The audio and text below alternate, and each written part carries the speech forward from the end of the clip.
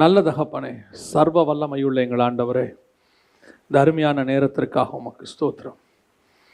எப்பொழுதெல்லாம் நாங்கள் கூடி வருகிறோமோ அப்பொழுதெல்லாம் நீர் எங்களோடு கூட பேசுகிறீர். ஒரு நாளும் நீர் எங்களை கைவிடுகிறதில்லை ஆண்டவரே. உம்முடைய வாயின் வார்த்தைகள் எங்கள் இருதயங்களுக்குள்ளே இருபுறம் கருக்குள்ள பட்டயத்தை போல ஊடுருகிற தயவுக்காக உமக்கு ஸ்தோத்திரம். எங்களை உருவாக்குகிற உம்முடைய வசனத்துக்காக உமக்கு நன்றி. நாங்கள் இன்னும் உம்மிடத்தில் கிட்டி நெருங்கி சேர உம்முடைய வசனம் எங்களுக்கு உதவி செய்கிறபடினாலும் உமக்கு ஸ்தோத்திரம். அப்படிப்பட்ட ஜீவனுள்ள வசனங்களை எங்கள் மத்தியில் நீர் ஒவ்வொரு முறையும் பேசி கொண்டிருக்கிற தயவுக்காக உமக்கு நன்றி. உம்மை நோக்கி பார்த்த நாங்கள் ஒரு நாளும் வெட்கப்பட்டு போனதே இல்லை ஆண்டவரே. நீர் எங்களோடு கூட பேச போகிற தயவுக்காக உமக்கு ஸ்தோத்திரம். இடைவிட போகிற கிருபைக்காக உமக்கு நன்றி. எங்கள் ஆண்டவர் இயேசுவின் நாமத்தில் பிதாவே. அல்லேலூயா. 2 கொரிந்தியர் 11ஆம் அதிகாரம் 2வது வசனம். நான் உங்களை கற்புள்ள கன்னிகையாக கிறிஸ்து என்னும் ஒரே புருஷனுக்கு ஒப்பு கொடுக்க நியமித்தபடியால் உங்களுக்காக தேவ வைராகியம் கொண்டிருக்கிறேன் என்று பவுல் சொல்லுகிறார். இங்கே ஆண்டவர் சபையை பார்த்து சொல்லும்போது கற்புள்ள கன்னிகையாக அப்படின்னு சொல்லி கொடுத்துருக்கிறார். 2வது ஒரே புருஷனுக்கு ஒப்பு கொடுக்க நியமித்தபடியினால். இந்த 2 காரியத்தில் தான் நாம் இன்னைக்கு பார்க்க போகிறோம். திருச்சபையை குறித்து வேதம் சொல்லுகிறது கற்புள்ள கன்னிகையாக அப்படின்னு இருக்கு. சபைக்கு இருக்கக்கூடியதான மிக முக்கியமான குவாலிஃபிகேஷனில் ஒன்று என்னன்னா கற்பு. சபையை பொறுத்து சொல்லும் பொழுது வெளிப்படுத்தின விசேஷம் 21ஆம் அதிகாரத்தில் கடைசி வசனத்தை நீங்கள் வாசிக்கும் பொழுது வேதம் சொல்லுகிறது தீட்டுள்ளதும் அருவருப்பையும் பொய்யையும் நடப்பிக்கிறதுமாகிய ஒன்றும் அதில் பிரவேசிப்பது இல்லை அப்படின்னு மணவாட்டி சபையை பார்த்து ஆண்டவர் சொல்கிறார். தீட்டுள்ளதும் அருவருப்பையும் பொய்யையும் நடப்பிக்கிறதுமாகிய ஒன்றும் அதில் பிரவேசிப்பதில்லை. அப்போ சபைக்கு இருக்கிற மிக முக்கியமான குவாலிஃபிகேஷன் என்னன்னு கேட்டிங்கன்னு சொன்னால் ஆண்டவர் நம்மகிட்ட அருவருப்பான தீட்டான அதாவது அன்க்ளீன் அப்படின்னு இருக்கும். அந்த மாதிரி காரியங்கள் எதையுமே கர்த்தர் நம்ம இடத்துல என்ன செய்யலையா எதிர்பார்க்கவில்லை. சபைக்குள்ளே இருக்கக்கூடாது என்று ஆண்டவர் சொல்கிறார். அப்படிப்பட்டதான குவாலிட்டிஸில் ஒரு குவாலிட்டி என்ன அப்படின்னு கேட்டிங்கன்னு சொன்னால் கற்புள்ளதான சபை. கற்பு என்றால் என்ன? பொதுவாக கற்பு என்பது இன்னைக்கு உலக பிரகாரமாய் பார்க்கும் பொழுது அது சரீர பிரகாரமான ஒரு காரியமாக கருதப்படுது. ஆனால் கற்பு என்பது சரீர பிரகாரமானதும் அல்ல, அது நம்முடைய மன சம்பந்தப்பட்டது, உள்ளான காரியத்தை பொறுத்தது. இப்போ உதாரணமாக திருமணம் ஆகி ஒரு மனைவி ஒரு கணவனோடு கூட இருக்கும் பொழுது அவளைத்தான் நாம் கற்புக்கரசி என்று சொல்லுகிறோம். திருமணமானவங்களை தான் என்ன சொல்லுவோம்?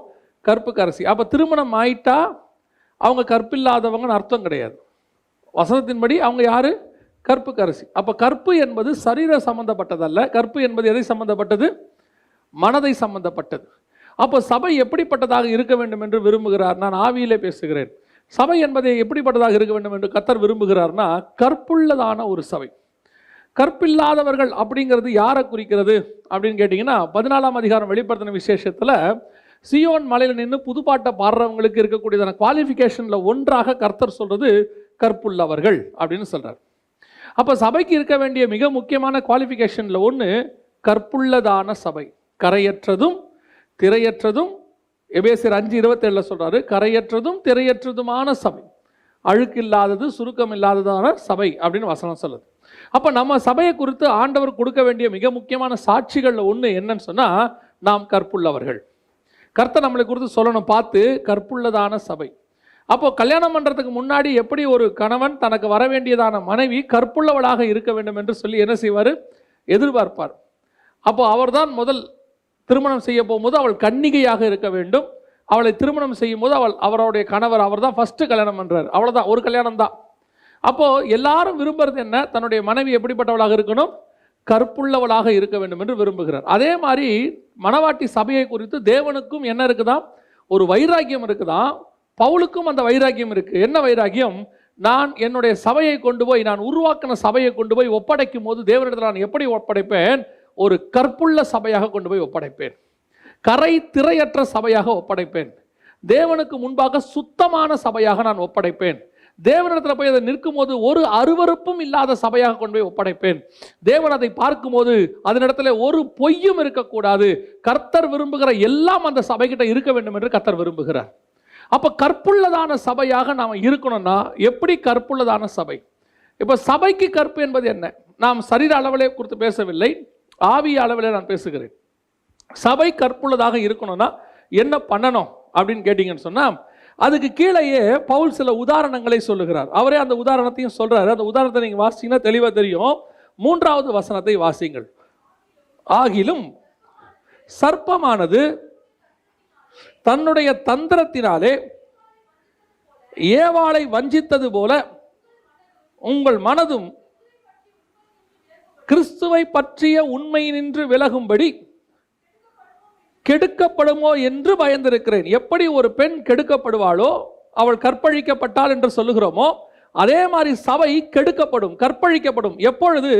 அது உண்மையை விட்டு விலகும் போது, தேவனை பற்றினதான உபதேசத்தை விட்டு விலகும் போது.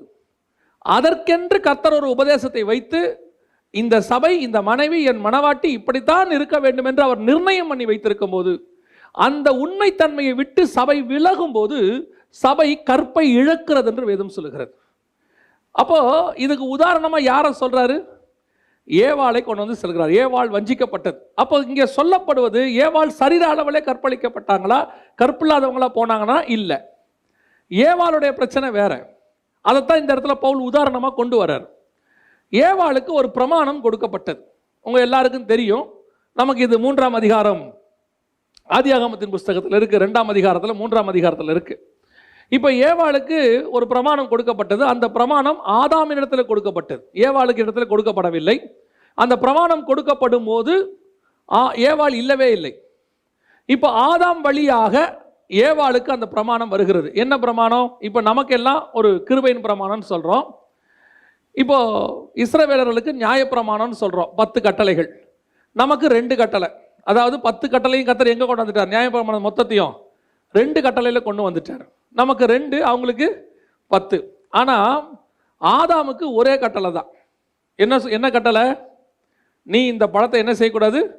புசிக்க கூடாது. ஓசியா புஸ்தகத்தில் சொல்லும்போது, ஆதாமை குறித்து சொல்லும்போது, ஆதாம் என் உடன்படிக்கையை மீறினான்ங்கிறார் ஆண்டவர். ஓசியாவின் புஸ்தகம் 6ஆம் அதிகாரம் 7ஆம் வசனத்தில், ஆதாம் என் உடன்படிக்கையை மீறினது போல. அப்போ கர்த்தர் அவனோடு கூட என்ன பண்ணியிருக்கிறாரு? ஒரு உடன்படிக்கை பண்ணியிருக்கிறார். என்ன உடன்படிக்கை பண்ணார்? ஓசியா 6:7, அவர்களோ ஆதாமை போல் உடன்படிக்கையை மீறி அப்படின்னு இருக்கு. ஒவ்வொருத்தருக்கும் ஒரு உடன்படிக்கை இருக்குது. ஆபிரகாமுக்கு ஒரு உடன்படிக்கை. என்ன உடன்படிக்கை? என் சொல்லை கேட்டு நீ இங்கிருந்து புறப்பட்டு கானான் தேசத்துக்கு போனால் நான் உன்னை பெரிய ஜாதியாக்குவேன். இதான் 2 பேருக்கு நடுவில் உடன்படிக்கை. அதே மாதிரி ஈசாக்கு ஒரு உடன்படிக்கை இருக்குது. என்ன உடன்படிக்கை? நீ இந்த தேசத்தை விட்டு எகிப்துக்கு போகாமலும் இங்கேயே தங்கியிரு, நான் இங்கேயே உன்னை என்ன செய்வேன்? ஆசீர்வதிப்பேன். இந்த மாதிரி ஆண்டவர் உடன்படிக்கை பண்றார் பைபிளில். இப்போ ஆதாமோட உடன்படிக்கை இருக்குது. என்ன உடன்படிக்கை? நீ இந்த பழத்தை என்ன செய்யக்கூடாது? சாப்பிடக்கூடாது. இதை நம்ம ஒரு சம்பவமாக மட்டுமே பார்த்துக்கிட்டு இருக்கிறோம். இப்போ நம்மகிட்ட இருக்கிற பிரச்சனை என்னன்னா, பிரச்சனை அல்ல, நமக்கு சொல்லப்பட்ட விதம். நாம் இதை ஒரு சம்பவமாகவே பார்த்துக்கிட்டு இருக்கிறோம். ஆனால் ஆக்சுவலாக இதுக்கு பின்னாடி இருக்கிற ஸ்பிரிச்சுவல் விஷயம் என்னன்னா, தேவன் உண்டாக்கின முதலாவது சபை, ஃபர்ஸ்ட் சர்ச் யாருன்னா ஏவாள் தான் ஃபர்ஸ்ட் சர்ச். ஆதாம் அதற்கு தலையாக இருக்கிறார். கிறிஸ்து தான் சபைக்கு தலையாக இருக்கிறார். நாம் சபை சரீரமாக இருக்கிறோம். இப்போ நமக்கு அடையாளம் தான் ஏவாள், கிறிஸ்துவுக்கு அடையாளம் தான் ஆதாம். அதனால தான் வசனம் சொல்லுது, 2ஆம் ஆதாம் ஆகிய 2ஆம் மனுஷன் இவர் வந்தார், அவர் 1ஆம் ஆதாம். இப்போ இந்த ஆதாம் வழியாக ஒரு பிரமாணம் கொடுக்கப்பட்டது சபைக்கு. யாருக்கு? ஏவாளுக்கு கொடுக்கப்படுகிறது. என்ன பிரமாணம் கொடுக்கப்படுகிறது? நீங்கள், உங்களுக்கு இந்த பூமியில் எல்லா விதமான ஆசீர்வாதம் உண்டு, நீங்கள் எல்லாவற்றையும் புசிக்கலாம். ஆனால் ஒன்றே ஒன்று, இந்த பழத்தை மாத்திரம் என்ன செய்யக்கூடாது? விளக்கின கனியை புசிக்கக்கூடாது. இது பிரமாணம். இந்த பிரமாணத்தை மீற, கர்த்தர் கொடுத்த இந்த கட்டளையை மீற பக்க வழியா இன்னொரு பிரமாணம் உள்ளே நுழையுது. அதைத்தான் கொரிந்தியருக்கு எழுதும் போது யார் எழுதுறாரு? பவுல் எழுதுறாரு. ஏவாள் வஞ்சிக்கப்பட்டது போல இப்ப இன்னொரு உபதேசம் வருது சபைக்குள்ள, ஏதேனுக்குள்ள, தோட்டத்துக்குள்ள வருது ஒரு உபதேசம். என்ன உபதேசம் வருது? அப்படியே நேர்மாறான உபதேசம். தேவன் என்ன சொன்னாரு? சாப்பிட வேண்டான்னாரு. இவங்க என்ன சொல்றாங்க? சாப்பிடலாங்கிறாங்க. தேவன் சொல்றாரு சாப்பிட்டா சாவேங்கிறாரு. அவன் என்ன சொல்றான்? சாப்பிட்டா சாக மாட்டேன்னு சொல்றான். அப்போ தேவன் என்ன பிரமாணம் நமக்கு ஒன்று கொடுக்கிறாரோ, ஒரு சபைக்கு நமக்கு என்ன கொடுக்கிறாரோ, அதற்கு அப்படியே நேர்மாறான ஒரு பிரமாணம் சபைக்குள்ளே வரும். இந்த பிரமாணத்தை நீங்கள் கை கொள்ளுவீர்களானால், வசனம் சொல்லுது, நீங்கள் கற்பை இழக்கிறீர்கள் என்று வசனம் சொல்லுது. இதைத்தான் அங்க அவர் சொல்றார். நீங்கள் கற்பை இழக்கிறீர்கள். கற்புள்ள கன்னிகைனா என்ன? எனக்கு கொடுக்கப்பட்ட உபதேசம் இருக்கே, அது என் கணவனால, என் மணவாளனாகிய இயேசு கிறிஸ்துவால் கொடுக்கப்பட்டதான உபதேசம். அந்த உபதேசம், அந்த பிரமாணம் எனக்குள்ள கடைசி வரைக்கும் இருக்கும்போது நான் அவருக்கு கற்புள்ளவனாக இருக்கிறேன். அவர் சொன்ன வார்த்தைக்கு நான் முழுவதுமாய் கீழ்ப்படியும் போது நான் கற்புள்ளவனாக காணப்படுகிறேன். எப்பொழுது எனக்கு தேவன் என்னுடைய சபைக்கு என்னுடைய ஊழியக்காரன் வழியாக ஒரு பிரமாணத்தை கொடுக்கும் போது, ஒரு காரியத்தை சொல்லும் போது, இதற்கு நேர்மாறான பிரமாணத்தை நான் ஏற்றுக்கொள்கிறேனோ அல்லது வேறொரு காரியத்தை நான் அக்செப்ட் பண்ணி கொள்கிறேனோ, அப்பொழுது நான் கற்பை இழக்கிறேன். சபை என்ன செய்து? கற்பிழக்கிறது. இங்கே சரீர பிரச்சனையே வரல, ஆவியின் பிரச்சனை வருது. இன்னைக்கு நமக்கு இது ஒரு பிரச்சனையாவே தெரியல பாருங்களேன். இன்னைக்கு கடைசி காலத்துல இப்ப இந்த பிரச்சனை சபைக்குள்ள பக்க வழியா நுழைஞ்சிருக்கு.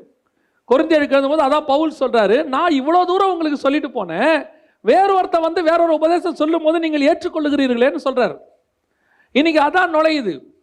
இன்னைக்கு உங்களுக்கும் எனக்கும் கொடுக்கப்பட்டிருக்கிறதான பிரமாணம் என்பது கிறிஸ்துவின் மூலமாக கொடுக்கப்பட்டது, அப்போஸ்தலர் வழியாக நமக்கு கொடுக்கப்பட்டது. ஆனா இந்த பிரமாணத்திற்கு பக்க வழியான பிரமாணம் ஒன்று வந்திருக்குது. இன்னும் உங்களுக்கு ஈஸியா புரியணும்னா, இந்த பிரமாணத்தை விட உங்களுக்கு ஈஸியா ஃபாலோ பண்ற மாதிரி வேறொரு உபதேசத்தை இதே சபைகளில் சொல்லி கொடுக்குறாங்க. இந்த சபையில், நம்ம சபையில் இல்லை, கடைசி கால சபைகளில் சொல்லி கொடுக்குறாங்க. இப்போ பாருங்க, ஆதாம் காலத்தில் ஒரு பிரமாணம் இருந்துச்சு. என்னன்னு கேட்டால் மனசாட்சி.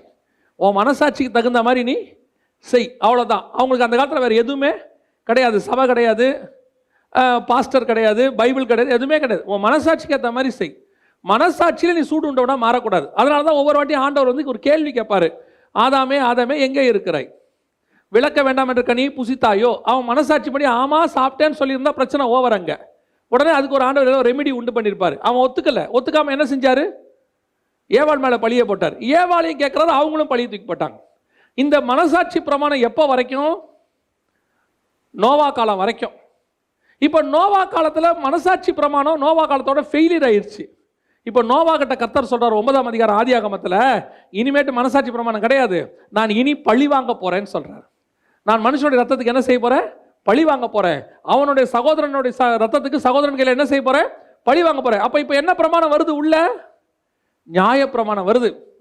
கண்ணுக்கு கண் பல்லுக்கு பல் வருது. இப்போ மனசாட்சி பிரமாணம் போயிருச்சு. இப்போ அடுத்த ஆண்டவர் என்ன கொண்டாட்டார்? லா கொண்டாந்துட்டார், சட்டம். இப்போ சட்டம் வந்த பிறகு சட்டப்பூர்வமாக செய்யறது கஷ்டம், மனசாட்சிப்படி செய்யறது ஈஸி. இப்ப ஏன் தெரியுமா? உலகமே சட்டப்பூர்வமாக மாறிடுச்சு. ஆண்டவர் என்ன பண்ணிட்டாரு? சட்டம் படி போட்டாரு. நீ மனசாட்சிப்படி நான் உனக்கு கொடுத்த காலத்தில் நீ என்ன செய்யல? கீழ்ப்படி இல்லை. ஆனால் இப்போ நான் உனக்கு என்னத்தை கொண்டாந்துட்டேன்? லா கொண்டாந்துட்டேன். இப்போ லா படி தான் நீ செய்யணும். எப்போ? நியாயப்பிரமாண காலத்தில் நீ ஆட்டுக்குட்டி பலி கொடுக்கணும். அந்த காலத்தில் அதான் பலியெல்லாம் தேவையே இல்லை. அந்த காலத்தில் ஒன்றும் இல்லை, ஒத்துக்கிட்டா போதும். இப்போ அப்படி இல்லைப்பா, உனக்கு பிரமாணம் வந்துருச்சு. ஆனால் பிரமாணங்காலத்தில் எல்லாரும் எப்படி இருந்தான் தெரியுமா? மனசாட்சிப்படி உண்மையாக இருந்தான். மனசாட்சிப்படி கரெக்டாக இருந்தால் போதுமா? இல்லை. ஏன்? இப்போ பாடம் வேற பாடம் வந்துருச்சு. இப்போ நீ பழைய பாடத்துக்கு படித்தாலும் வேஸ்ட். இப்போ எல்லாம் நியாயப்பிரமாணம் ஃபாலோ பண்ணும்போது அப்போ யாருமே என்ன ஃபாலோ பண்ணலை? நியாயப்பிரமாணத்தை ஃபாலோ பண்ணாததுனால கடைசியாக இயேசுவோட நியாயப்பிரமாணம் முடிவுக்கு வருது. வந்த பிறகு இப்போ இயேசு கிறிஸ்து இன்னும் கொஞ்சம் ஸ்ட்ராங்காக கேட்டு இப்போ என்ன கொடுத்துருக்கிறாரு? புது பிரமாணம். இதுக்கு பேர் சுயாதீன பிரமாணம், இல்லை கிருபையின் பிரமாணம் பேர். இதை கொடுத்துருக்கிறார். ஆனால் இப்போ எல்லாருக்கும் எது ஈஸியாக இருக்குது? நியாயப்பிரமாணம் ஈஸியாக இருக்குது. ஏன்? நியாயப்பிரமாணத்தின்படி என்ன செஞ்சிடலாம்? சரீர அளவில் பலி கொடுத்து நம்ம ஈஸியாக பண்ணிட்டு போயிடலாம். இப்போ உலகமே இப்போ எதுதான் செஞ்சுக்கிட்டு இருக்குது? நியாயப்பிரமாணம். தங்கள் பாவத்தை சரீரத்தில் தொலைக்க ட்ரை பண்ணிக்கிட்டு இருக்கிறாங்க.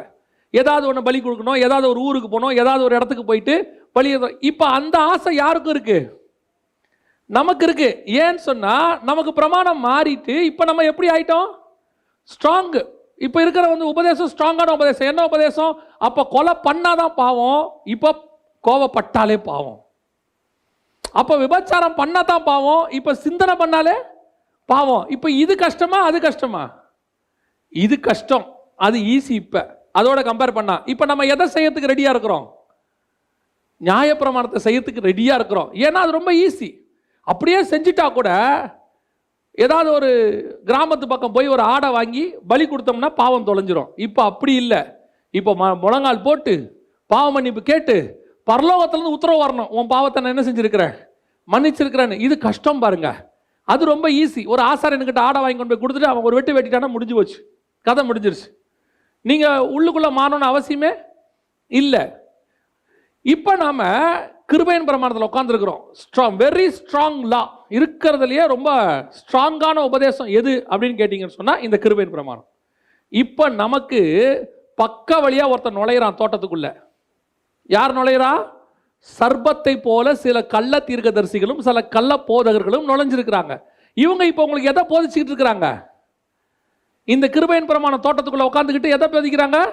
நியாய பிரமாணத்தை போதிக்கிறாங்க. அதை பத்தி சொல்லி கொடுக்குறாங்க. உனக்கு உலகத்துல உன்னை அப்படி ஆக்குவார், இப்படி ஆக்குவார், அப்படி பண்ணுவார் உன்னை. இப்ப இது கேட்கறதுக்கும் நமக்கு எப்படி இருக்குது? ஈஸியா இருக்கு. உனக்கு உலகத்துல நிச்சயமாக ஒரு வீடு உண்டு அப்படின்னு ஒரு வசனம் கூட புதிய ஏற்பாட்டுல இல்லை. நான் சொல்றது புரியுதா? இதை கேட்கறதுக்கு உங்களுக்கு கஷ்டம். இப்பூமி சொந்தம் இல்லை, எனக்கென்று எதுவும் இல்லை, நீ தரித்திரனாக சிலுவை எடுத்துக்கொண்டு நடந்து கொண்டு என்னை பின்பற்றி வா, உன்னை நீ சாக கொடுத்தால் நித்திய ஜீவனை சுதந்திரித்துக் கொள்வாய்ங்கிறதா புதிய ஏற்பாட்டு பிரமாணம். இப்ப இந்த சட்டத்தை, இந்த உபதேசத்தை நாங்க உங்களுக்கு சொன்னா உங்களுக்கு இது கேட்கறதுக்கு என்னவா இருக்கு? கஷ்டமா இருக்கு. ஏன்னா உங்க சிந்தனையே எந்த பிரமாணத்தில் இருக்குது? நியாய பிரமாணத்தில் இருக்கு. ஏங்க சர்ச்சுக்கு எதுக்கு வர்றது? சபைக்கு போனா நான் பணக்காரன் ஆகணும், சபைக்கு போகனா நான் கோடீஸ்வரன் ஆகணும், அதுக்காக சபை உருவாக்கப்பட்டுச்சுன்னு யார் சொன்னா? தேவன் புதிய ஏற்பாட்டில் உங்களை கோடீஸ்வரன் ஆக்கிறதுக்காகவும் உங்களை இந்த பூமியில பயங்கரமா ஃபிளரிஷ் ஆக்கிறதுக்காக தான் புதிய ஏற்பாட்டில் சபையை உண்டாக்குனார்னு யார் சொன்னா? அப்படி ஒரு விஷயம் பைபிள்ல இல்லவே இல்லை. பைபிள்ல தெளிவா இருக்கு. இங்கிருந்து உங்களை பரலோகத்துக்கு கூட்டு போறதுக்கு தான் சபை உருவாக்கப்பட்டிருக்கிறது. நீங்கள் பணக்காரன் ஆகிறது, நான் திருப்பியும் சொல்றேன், சபைக்கு வராமையே ஆக முடியும் உங்களால. சபைக்கு வராதவங்க எத்தனையோ பேர் எப்படி இருக்கிறான்? பணக்காரன் ஆக்கி இருக்கிறாங்க. நீங்க இந்த சபைக்கு வராமையே நீங்க பெரிய படிப்பாளி ஆகலாம். சபைக்கு வராமலேயே நீங்கள் புகழ் அடையலாம். ஆனால் சபைக்கு வராமல், அதாவது இந்த உபதேசத்துக்குள் வராமல் நீங்கள் பரலோகத்திற்கு வர முடியாது. அதை சொல்லிக் கொடுக்கிற ஒரு இடம் தான் திருச்சபை. அப்ப இந்த திருச்சபைக்குள்ள நாங்க உங்களுக்கு எதுக்காக அதை உருவாக்கி இருக்கிறோம்?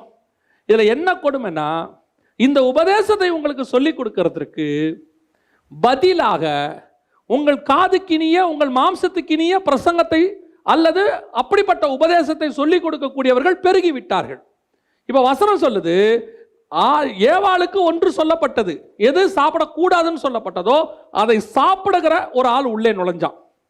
அவன் நுழைஞ்சு என்ன செஞ்சான்? இதை சாப்பிடுன்னு சொன்னான். இப்ப கிருபையின் பிரமாண காலத்துல இப்ப உள்ள நுழைஞ்சு இந்த உலகத்துக்குரியதை பத்தி உங்களுக்கு போதிச்சு, அழிவுக்குரியதை பத்தி போதிச்சு, மேன்மை இல்லாதவைகளை குறித்து போதிச்சு, உங்களை இந்த உலகத்திலேயே தக்க வச்சுக்கிற மாதிரி பிரசங்கம் பண்ணா, அதை ஒருவேளை நீங்கள் ஏற்றுக்கொண்டால், ஏவாள் ஏற்றுக்கொண்ட உடனே அவள் வஞ்சிக்கப்பட்டால்னு வசனம் சொல்லுது.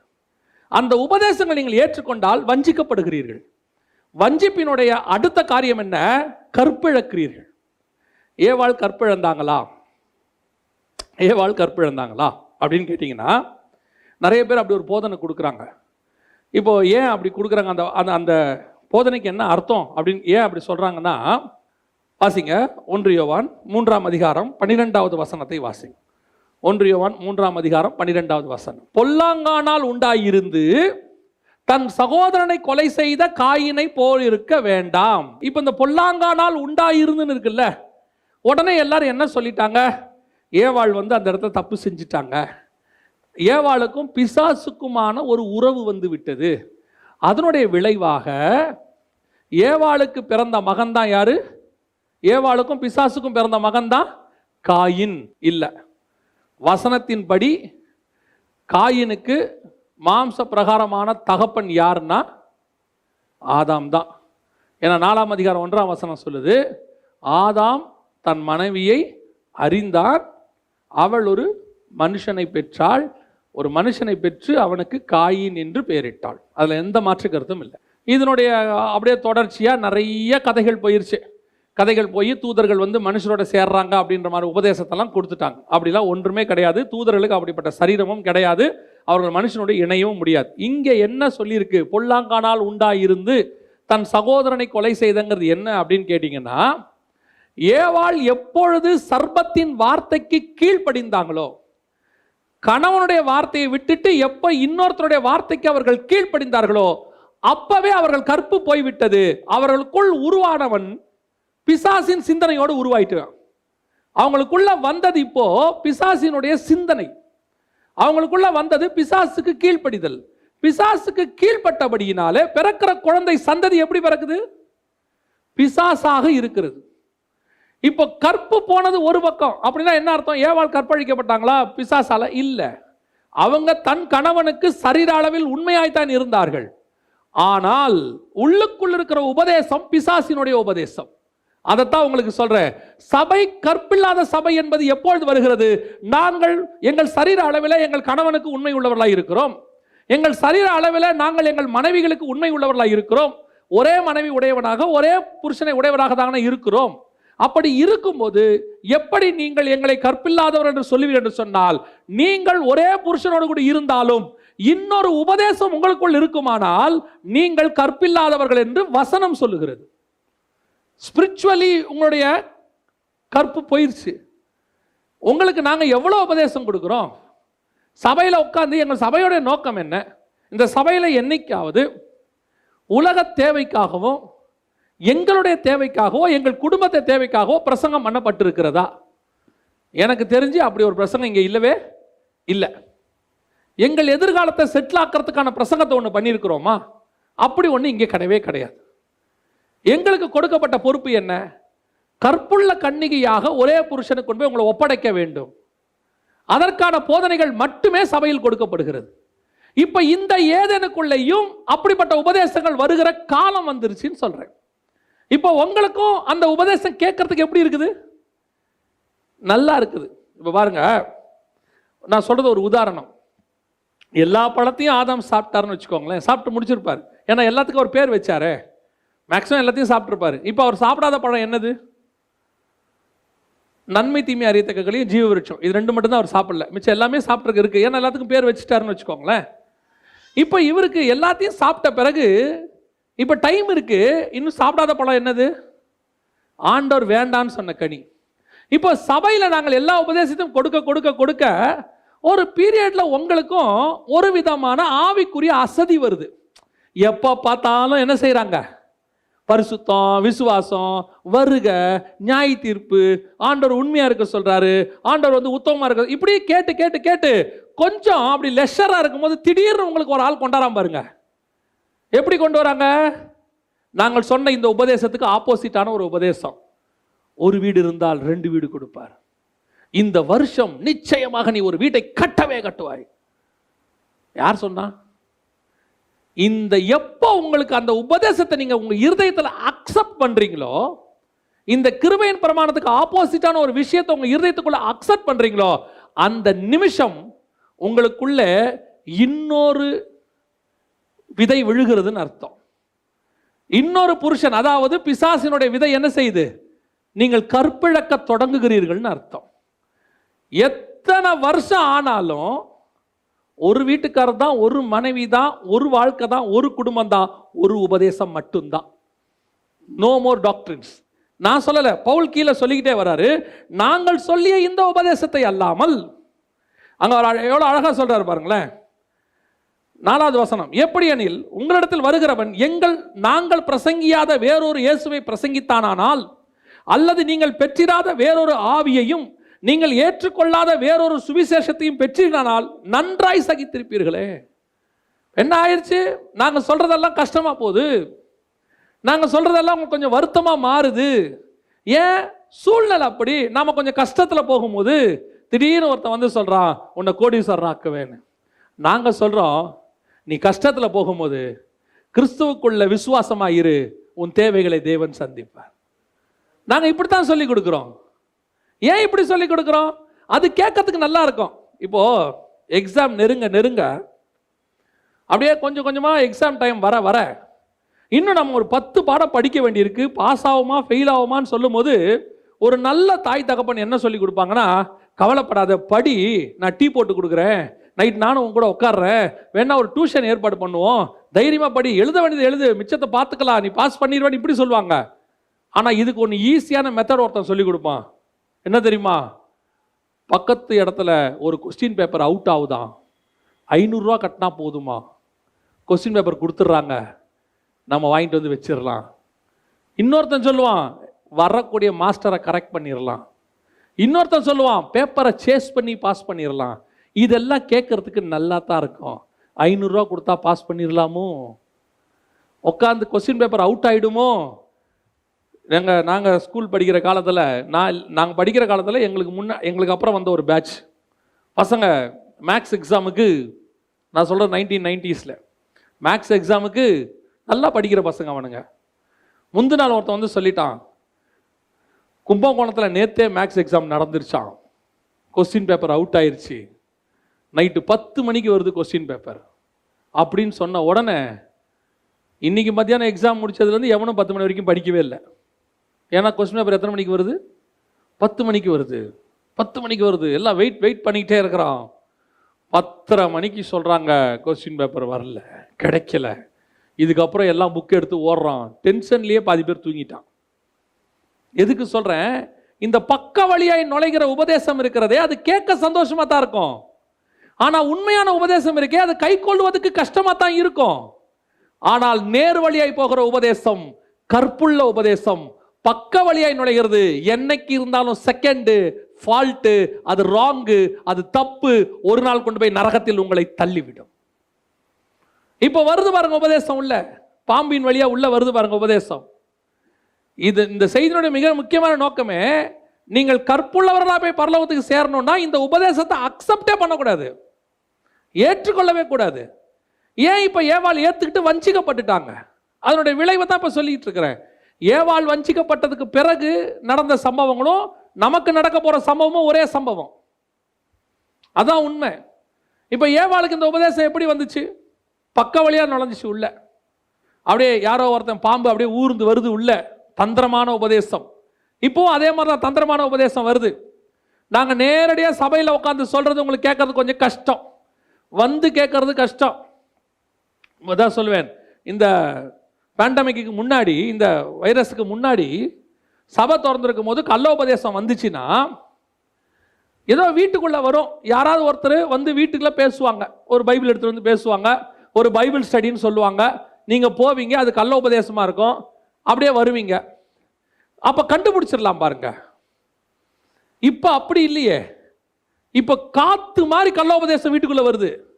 செல்ஃபோன் வழியாக வருது, இல்லை உங்களுக்கு ஃபேஸ்புக் வழியாக வருது, வாட்ஸ்அப் வழியாக வருது, எல்லா பக்கமும். அதான் சொல்வேன், இப்போ ஒரு மொபைலும் ஒரு நெட் கனெக்ஷன் வைஃபை இருந்தால் போதும், எல்லாருமே பிரசங்கியார் ஆயிடலாம். இப்போ ரொம்ப ஈஸி. முன்னாடி இருக்கிறத விட முன்னாடியாவது பைபிளை தூக்கணும். இப்போ பைபிளே தேவையில்லை, யார் கையிலையும் பைபிளே கிடையாது.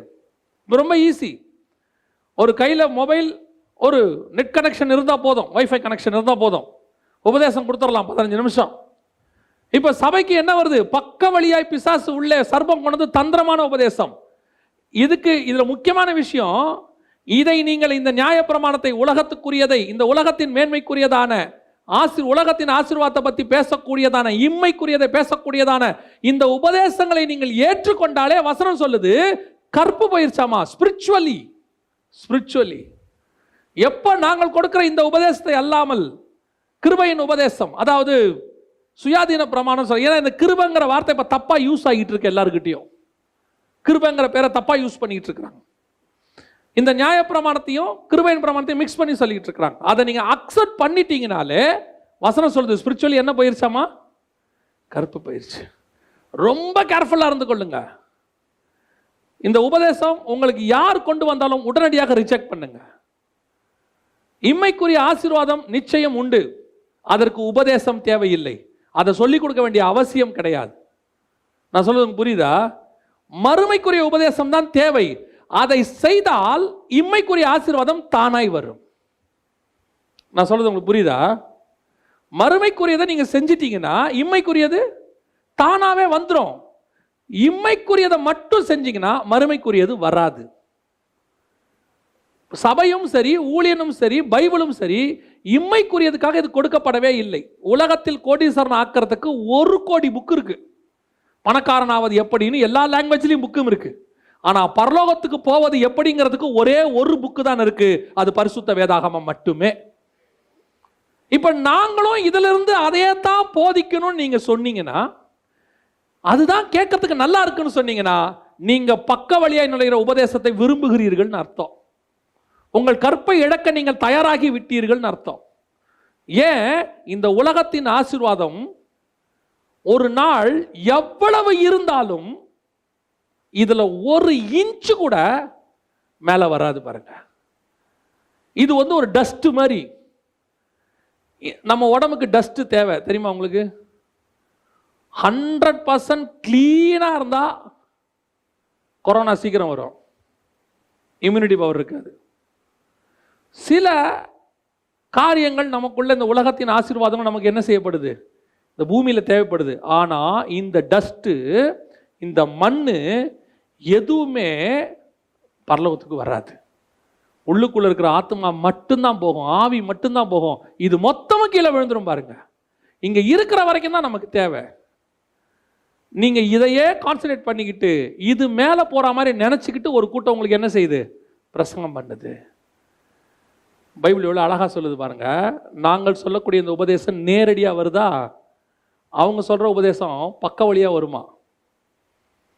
10ஆம் அதிகாரம் யோவான் எழுதின சுவிசேஷத்துல 1ஆம் வசனம் வாசிங்க பாப்போம். 10:1 வாசிங்க. ஆட்டு தொழுவத்திற்குள் வாசல் வழியாய் பிரவேசியாமல் வேறு வழியாய் ஏறுகிறவன் கள்ளனும் கொள்ளைக்காரனுமாய் இருக்கிறான். நல்லா கவனிச்சு கொள்ளுங்க.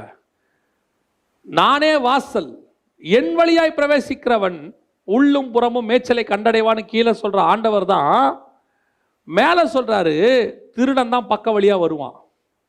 நாங்கள் சொல்ற உபதேசம் வேதத்திலிருந்து கொடுக்கிறபடியினாலே நேரடியாக உங்களுக்கு நாங்கள் சொல்லுவதற்கு கர்த்தர் எங்களுக்கு கிருபை கொடுத்திருக்கிறார். அதே நேரத்தில் இந்த பக்க வழியா நிறைய சில உபதேசம் இருக்கு, அது கள்ளன், திருடன். அந்த உபதேசம் திருட்டு உபதேசம், அது கொல்லுகிற உபதேசம். ஆனா சொல்லும் நீ சாகவே சாவதில்லைன்னு சொல்லும். ஆனா அந்த உபதேசத்தை கை கொண்டா நீங்க சாவீங்க. நான் சொல்றது புரியுதா? பாம்பு உள்ள வந்து சொல்லுச்சு நீ சாகவே சாவதில்லைன்னு, ஃபாலோ பண்ண செத்தீங்க. எங்க ஆண்டவர் என்ன சொல்லுவாரு, நீ இப்படி செஞ்சா செத்த சாவேன்னு சொல்லுவாரு. ஆனா அவர் தான் உங்களுக்காக ஜீவனை கொடுத்து காப்பாற்றுகிறவராக இருப்பார். அவர்தான் நல்ல மேய்ப்பன். தாவீது ஆடுகளை மேய்க்கிறது அழைக்கப்பட்டான். ஆனா ஒரு ஆட்டுக்கு பிரச்சனை வந்த உடனே தன் கையை சிங்கத்தின் வாய்க்குள்ள கொடுத்து தன் உயிர் போனாலும் பரவாயில்ல ஆட்டுக்குட்டியை காப்பாத்தனாம் பாருங்க. அவன் தான் நல்ல மேய்ப்பன். இன்னைக்கு நாங்க அப்படித்தான் உங்களுக்கு உபதேசத்தை கொடுத்துட்டு இருக்கிறோம். இந்த கடைசி காலத்துல எதுக்கு சொல்றோம் தெரியுமா? உங்களை சில ஓநாய்களும் சிங்கங்களும் கரடிகளும் பக்க வழியாய் விழுங்க பார்க்கிறது. இந்த மிருகத்துக்கு மிருகத்தோடைய சவுண்டு ரொம்ப பிடிக்கும். ஆனா உண்மையான ஆட்டுக்கு மெய்ப்பனுடைய சவுண்டு தான் ரொம்ப பிடிக்கும்.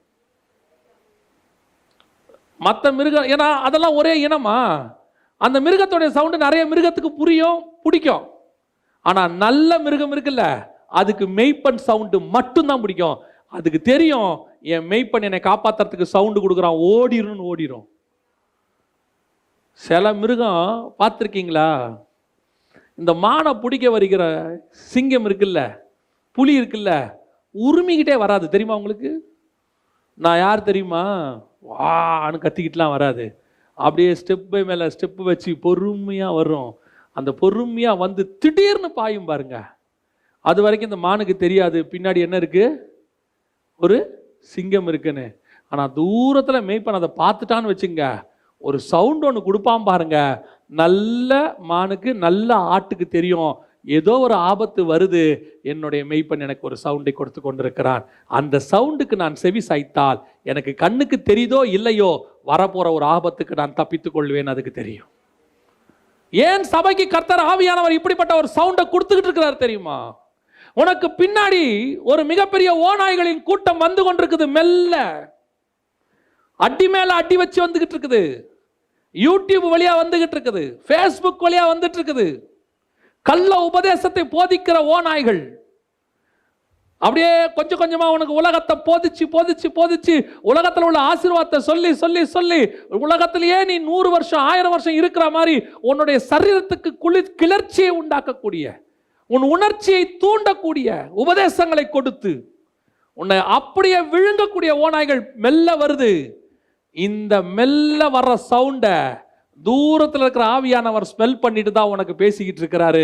Be careful. இல்லை ஒரு நாள் நீ அடிபட்டு போவ. கொடுக்கிற உபதேசம் ஏதோ நீ கடினமா இருக்குன்னு நினைக்காதீங்க. அந்த உபதேசத்துக்கு நீங்க கீழ்ப்படிஞ்சு பாருங்க. ஒரு நாள் தெரியும், நல்ல வேளை என் மெய்ப்பன் எனக்கு ஒரு சவுண்டை கொடுத்தான், இல்லாவிட்டால் நானும் அவர்களோடு கூட சேர்ந்து அழிந்து போயிருப்பேன்.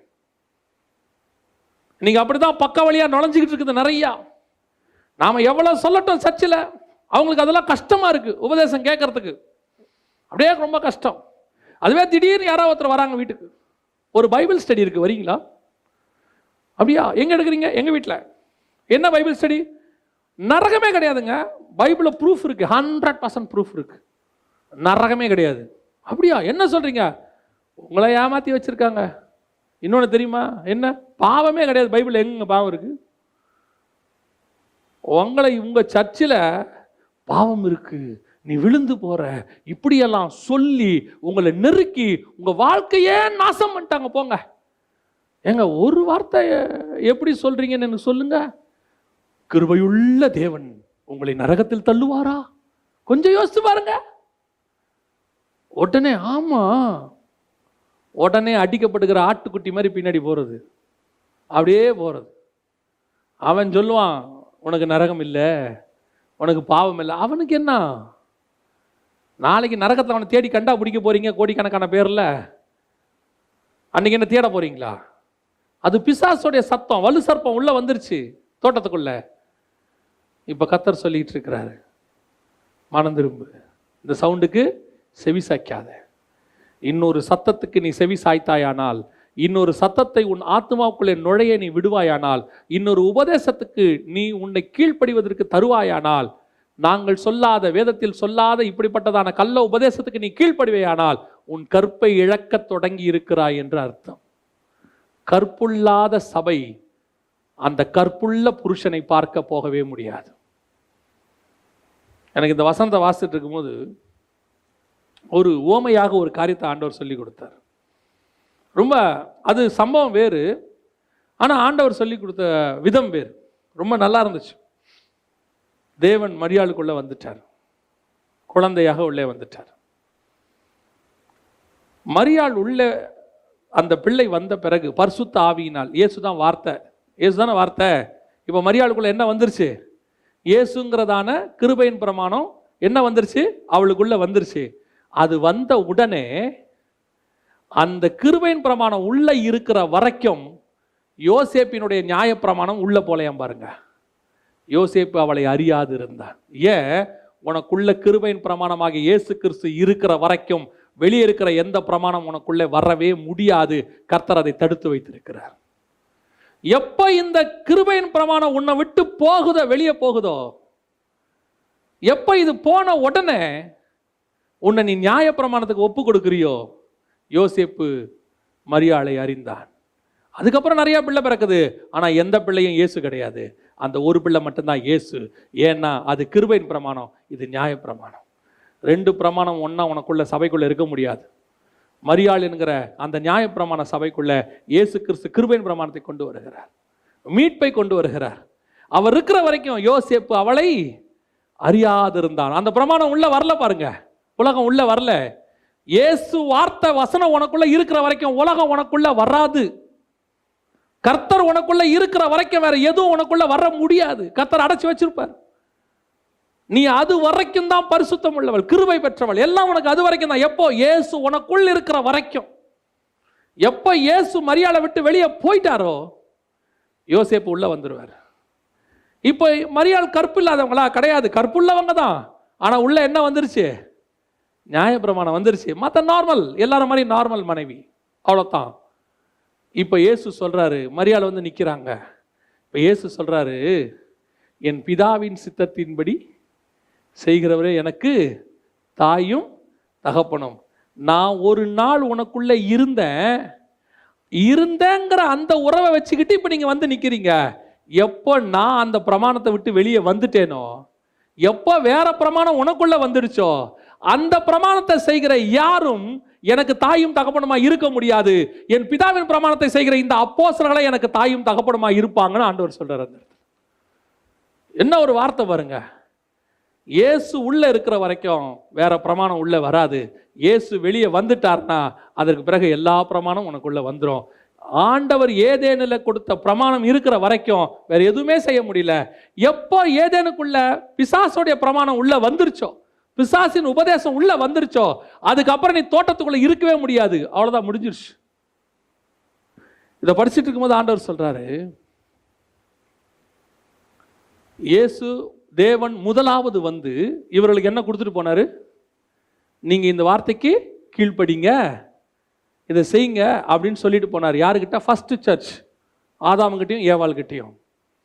இப்போ இவங்க அவர் ரெண்டாவது வரத்துக்குள்ள நான் சொல்ல நீங்க புரிஞ்சு கொள்வீங்கன்னு நினைக்கிறேன். ஏதேனுங்கிறதான சபைக்குள்ள ஃபர்ஸ்ட் சர்ச்சுக்கு ஒரு பிரமாணம் கொடுத்துட்டு கீழ்ப்படிய சொல்லிட்டு போறாரு. அவர் ரெண்டாவது வரத்துக்குள்ள சபை பாவத்தில் விழுந்துருச்சு. விழுந்த உடனே இயேசு வருகிற சத்தம் கேட்குது. தேவரீர் தோட்டத்தில் உலாவுகிற சத்தத்தை கேட்டு, இப்ப இங்க வசனம் சொல்லுது, மணவாளன் வருகிறார் என்கிற சத்தம் கேட்டது. இந்த சத்தத்தை கேட்ட உடனே 2 பேர் ஓடி போய் என்ன செஞ்சிட்டாங்க? ஒளிஞ்சிட்டாங்க. புத்தி இல்லாத கன்னிகைகள் என்ன செஞ்சிட்டாங்க? எண்ணெய் வாங்க போயிட்டாங்க. ஏன்னா நிர்வாணம், இப்ப எண்ணெய் இல்லை, என்ன பண்றது தெரியல. இப்ப ஆண்டவர் பார்த்தார், ஓகே இவங்க 2 பேரும் வெளியே தள்ளி கதவை, ஏதேன் கதவை அடைச்சிட்டாரு. அதான் வசனம் சொல்லுது, அவர் உள்ளே சென்று கதவை அடைத்து கொண்டார். வந்து தட்டுறாங்க, ஆண்டவரே ஆண்டவரே, கர்த்தாவே கர்த்தாவே, ஒன்று எனக்கு தெரியாது. முதலாம் வருகையில் கொடுக்கப்பட்டதான அந்த பிரமாணத்தை அவர்கள் கீழ்ப்படியாமல் போனபடினால ரெண்டாவது வரும்போது நீங்கள் அவரை சந்திக்க முடியாது. காரணம், அந்த வேறொரு பிரமாணம் உள்ளே வந்துருச்சு. கற்பு இல்லாதவர்களாய் போயிட்டாங்க. இப்போ உங்களை கொண்டு போய் கற்புள்ளவர்களாக ஒப்படைக்கவே முடியாது. ஏங்க இப்போ என்னங்க மாற்றம் இருக்கு? ஏவாளுக்கிட்டையும் ஆதாம்கிட்டையும் என்ன மாற்றம் இருக்கு? பழம் தானே சாப்பிட்டாங்க, சரீரம் அப்படியே தானே இருக்கு. ட்ரெஸ் இல்லாமல் தானே இருந்தாங்க, அதே ட்ரெஸ் இல்லாமல் தானே இப்பயும் இருக்காங்க. என்ன மாற்றம் இருக்கு?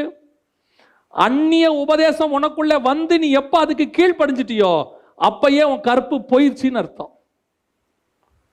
இப்ப நீங்க சொல்லுவீங்க, இதுல என்னங்க இருக்கு? எல்லாரும் தானே ஃபாலோ பண்றாங்க, எல்லா சமயம் தானே ஃபாலோ பண்ணுது, இவ்வளோ ஸ்ட்ரிக்டான உபதேசம் எதுக்குங்க?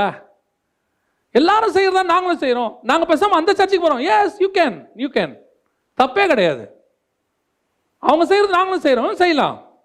மணவாளன் வரும்போது உங்களுக்கு அந்த டிஃபரன்ஸ் தெரியும், உங்களுக்கே தெரியும். அவருக்கு முன்பாக நிற்க பாத்திரவான்களாய் இருக்கும்படிக்கு தான் நம்மளை ஆண்டவர் உருவாக்கி இருக்கிறாரு. இப்போ ஏவாளுக்கு என்ன பிரச்சனை? பழந்தானே சாப்பிட்டாங்க. முன்னாடியும் நான் ட்ரெஸ் இல்லாமல் தான் இருந்தேன், இப்பயும் பின்னாடியும் நான் ட்ரெஸ் இல்லாமல் தான் இருக்கிறேன். என்ன இப்போ போய் தேவனுக்கு முன்னாடி நின்னா என்ன? அவருக்கு தெரியவா போகுது? நான் தான் பழம் சாப்பிட்டேனே. ஆதாம், நீங்களும் சொல்லாதீங்க, நானும் சொல்ல வேண்டாம். 2 பேரும் பழம் சாப்பிட்டது சொல்லவே வேண்டாம். ஆஸ் யூஷுவல் கையை கோத்துட்டு போய் நிற்போம். நிற்க முடிஞ்சிச்சா? நிற்க முடியாது. ஏன்? வேறொரு பிரமாணம் அவருக்குள்ள இருக்கு. அந்த சபைக்குள்ள வேற பிரமாணம் நிற்கும் போது அது கற்பில்லாத சபை, அது தேவனுக்கு முன்பாக நிற்க முடியாது. இப்போ எலியாவை எடுத்துக்கொள்ளுங்க. எலியா கிட்ட இருக்கக்கூடியதான ஒரே பெஸ்ட் குவாலிட்டி என்ன தெரியுமா? அவனுக்குன்னு இருக்கிற பட்ட பேர் என்ன தெரியுமா? கர்த்தருக்கு முன்பாக நிற்கிற நான். 1 ராஜாக்கள் 17 இருக்கட்டும் 18 இருக்கட்டும், எல்லாத்திலையும் அவன் சொல்ற வார்த்தை என்னன்னா, கர்த்தருக்கு முன்பாக நிற்கிற நான். இப்போ எலியா ஓரேபுக்கு ஓடிட்டார், இரவு பகல் 40 நாள் ஓடிட்டார். இப்போ அவர் மலைக்குள்ள போய் குகைக்குள்ள தங்கி இருக்கிறார். இப்போ தேவன் சொல்றாரு, 1 ராஜாக்கள் 19:7 9 வசனத்துல நீங்க வாசிச்சு பார்த்தீங்கன்னா தேவன் சொல்றாரு, வந்து எனக்கு முன்பாக நில். எலியாவே, உனக்கு இங்க என்ன வேலை? 13வது வசனம் வரைக்கும் எலியா அவருக்கு முன்பாக வந்து நிக்கல. ஏன் நிக்கல? எலியா வந்து நிக்க வேண்டியதானே, கூப்பிட்டா வந்து நிக்க வேண்டியதானே, ஏன் நிக்கல? எலியாவுக்கு தெரியும், நான் ஓடினதெல்லாம் நல்லா தான் இருந்துச்சு, ஓடுற வரைக்கும் ஒன்றும் தெரியல, இப்போ இவர் வரும்போது தான் எனக்கு தெரியுது நான் ஏதோ என்ன பண்ணியிருக்கிறேன், மிஸ்டேக் பண்ணியிருக்கிறேன். சாப்பிட்டது அவர் கொடுத்த அப்பந்தான், சாப்பிட்டது பரலோகத்தில் வந்த தண்ணி தான், எல்லாமே அவர் கொடுத்தது தான் சாப்பிட்டேன். அது பலத்தில் தான் நான் ஓடினேன், செஞ்சதெல்லாம் அது அவருடைய பலத்தில் தான் செஞ்சேன். ஆனால் வேற ஏதோ ஒரு மிஸ்டேக் எனக்குள்ள இருக்கு. ஏன் உனக்கு அந்த மிஸ்டேக்கு? என்னமோ தெரியல, என்னால் அவரை பார்க்க முடியல, என்னால் போய் நிற்க முடியல. ஏன்? நான் சரீரத்தில் எல்லாம் கரெக்டாக இருக்கேன், என் ஆத்மாவுக்குள்ள ப்ராப்ளம் ஒன்று வந்துருச்சு. என் ஆத்மாவுக்கு ஆத்மா மணவாளனை பார்க்க விட மாட்டேங்குது. சில நேரத்தில் சொல்லுவாங்க தெரியுமா, போலீஸ்காரங்க கண்ணை பார்த்து பேசுகிறாம்பாங்க. தப்பு செய்கிறவன் எதை பார்த்து பேச மாட்டான்? கண்ணை பார்த்து பேச மாட்டான். கண்ணை பார்த்து பேசுறதுக்கு பயம் வரும். அப்படி அலா பாஞ்சிக்கிட்டே இருக்கும். அங்கே பார்ப்பான், இங்கே பார்ப்பான், அப்படி பார்ப்பான், இப்படி பார்ப்பான், இப்படி பார்ப்பான். நேராக பார்க்க மாட்டான். ஏன் பார்க்க மாட்டேன்? நீ தப்பு செஞ்சதா அவருக்கு தெரியாதே. அது நீ தானே மறைவாக செஞ்சிருக்கிற. நான் மறைவாக தான் செஞ்சேன், ஆனால் என் ஆத்மாவுக்கு தெரியுது. என் ஆத்மாவால் நேருக்கு நேர் பார்க்கவே முடியாது. என் சரீரத்தில் செய்த தவறுக்கே என்னால் அப்படி மனுஷனை நேருக்கு நேர் பார்க்க முடியலனா, என் ஆத்துமாவில் செய்த தவறுக்கு நான் எப்படி என் தேவனை நேருக்கு நேர் போய் பார்ப்பேன்? அதனால தான் மரத்துக்கு பின்னாடி போய் ஒளிஞ்சுக்கிட்டான், இவன் போய் குகைக்குள்ள ஒளிஞ்சுக்கிட்டான். இவர்களை வந்து தேவன் கூப்பிட வேண்டியிருக்கு. சபைக்குள்ளையும் அப்படித்தான்.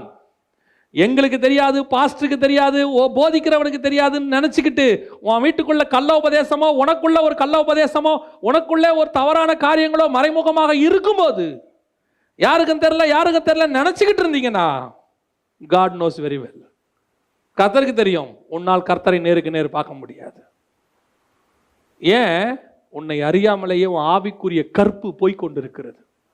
அதான் பைபிள் சொல்லுது, உன்னை கற்புள்ள கன்னிகையா ஒப்படைக்கணும்னு எனக்கு ஒரு வைராக்கியம் இருக்கு. சில நேரத்தில்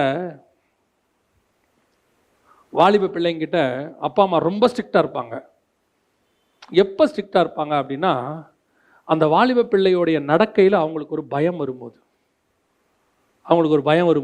இல்லை அவங்க போகிற வழியில் கொஞ்சம் ஏதாவது ஆபத்து இருக்குதுன்னு அவங்க நினச்சாங்கன்னா என்ன செய்வாங்க? எக்ஸ்ட்ரா கேர் எடுப்பாங்க. அந்த போகிற வழியில் யாராவது கிண்டல் பண்ணுற மாதிரி இருந்தால் உடனே இவங்க கூட்டிகிட்டு போய் விட்டுட்டு கூட்டிகிட்டு வருவாங்க.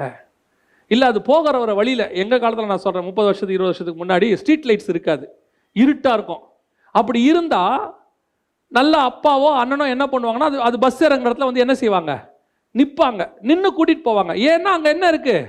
இருட்டு இருக்குது, என் பிள்ளைக்கு ஏதாவது நடந்துருமோ, எக்ஸ்ட்ரா கேர். எப்போ எடுப்பாங்க? அதே நேரத்தில் இறங்கி நேராக ஒரே ரோடு, 2 பக்கமும் நல்ல வீடு வாசல் எல்லாம் உட்காந்து பேசிக்கிட்டு இருப்பாங்க. வெளிச்சம் இருக்கும் போது அப்பாவே சொல்லுவார், அதான் எல்லாரும் இருக்காங்க, நடந்து வந்துரு, எனக்கு இது எதுக்கு ஒரு ஆள் உனக்கு அப்படிம்பாரு. ஏன்? ஒரு ஆபத்து வரும்னு தெரியும் போது we will take extra care. அதைத்தான் பவுல் சொல்றாரு, எனக்கு தெரியுது சபைக்குள்ள பிரச்சனை வருதுன்னு.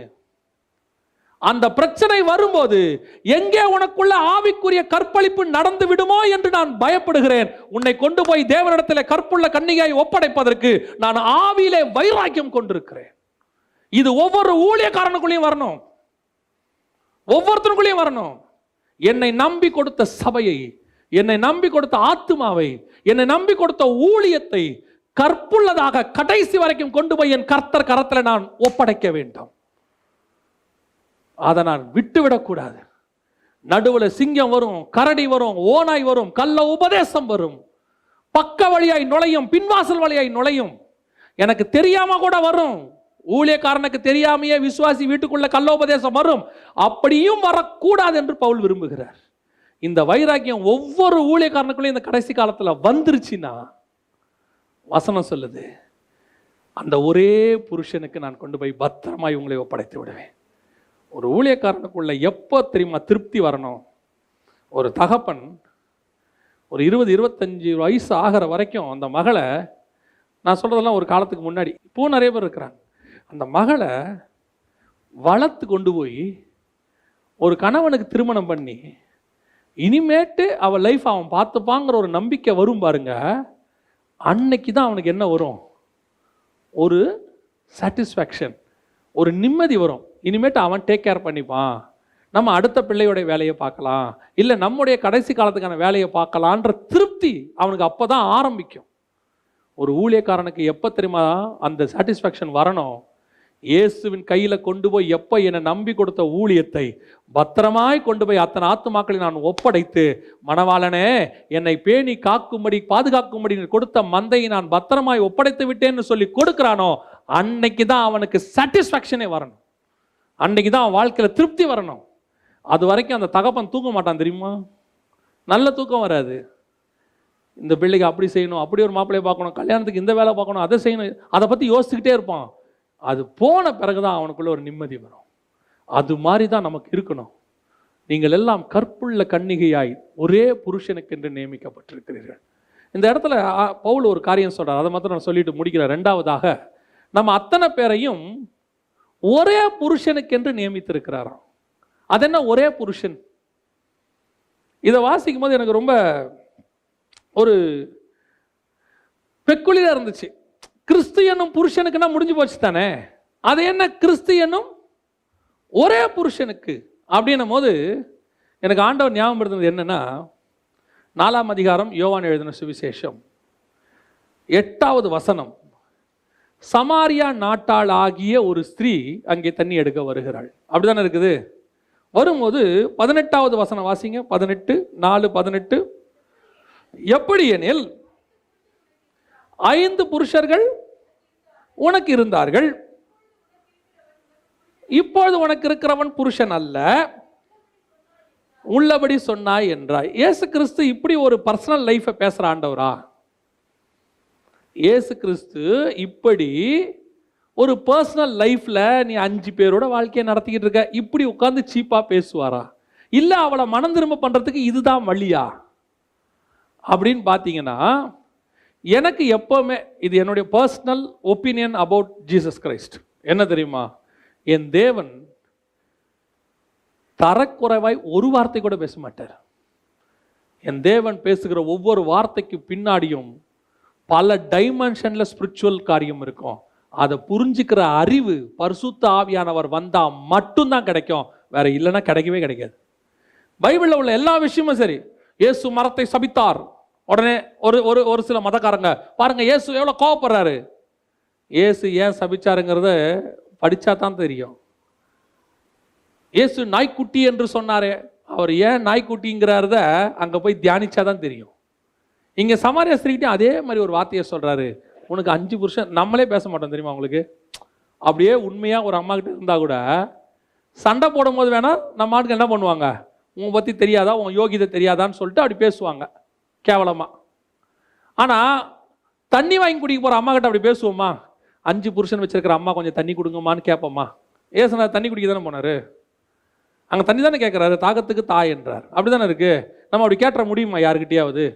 ஆண்கள்கிட்ட கூட கேட்ட முடியுமா? 2 மனைவியோட இருக்கிற ஐயா வாங்கய்யா கொஞ்சம் தண்ணி ஊத்துங்கயா சொல்ல முடியுமா? அடிச்சு பின்னிடுவான் நம்மள. இப்போ இயேசுநாதர் அப்படி கேட்கவே மாட்டாரு. அது ஆவிக்குரிய அர்த்தம் என்ன தெரியுங்களா?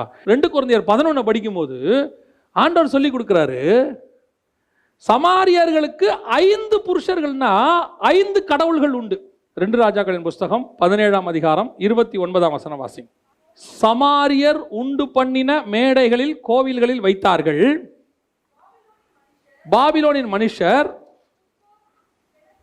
சுக்கோத் பெனத்தோத், பாபிலோன் கொண்டு வந்தது சுக்கோத் பெனத்தோத்னு ஒன்று. அடுத்து கூத்தின் மனுஷர் நேர்கால் 2, ஆமாத்தின் மனுஷர் அசிமா 3,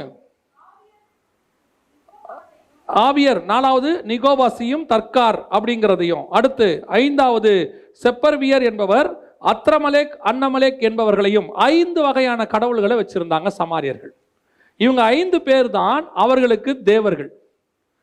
இந்த சமாரிய ஸ்திரீ எங்க வந்திருக்கிறா? இப்போ யாக்கோபின் கிணறு கிட்ட வந்திருக்கிறா. இப்ப சொல்றாரு, உனக்கு 5 புருஷர் இருக்கிறாங்க, இருந்தாங்க. அவர் சொல்றாரு 5 புருஷர் இருந்தார்கள். சமாரியாவில் உனக்கு என்ன இருந்துச்சு? 5 புருஷர்கள் இருந்தாங்கம்மா. இப்ப நீ யாக்கோபு கிணத்துக்கிட்ட வந்துட்ட. இப்போ ஒரு புருஷர் இருக்கிறாரு. எந்த புருஷர்? நியாயப்பிரமாண காலத்தினுடைய புருஷர், யூதர்கள் அவங்கள இருக்கிறாங்க. நீ அங்க ஒருத்தனை கல்யாணம் பண்ணி, இப்ப அவனும் கிடையாது, இன்னொருத்தர் நிக்கிறாரு உன் முன்னாடி, இவர்தான் உண்மையான மணவாளன்னு சொல்றாரு. ஒரே புருஷனுக்கு ஒப்படைக்கப்பட்ட கன்னி அங்க வந்து ஜாயின் ஆகுது. 5 புருஷர்கள் இருந்தார்கள்னா 5 கடவுள்கள். இப்ப நமக்கு எத்தனை கடவுள்கள் இருந்தாங்க? எத்தனையோ கடவுள்களை வழிபட்டுக்கிட்டு இருந்தோம் நம்ம.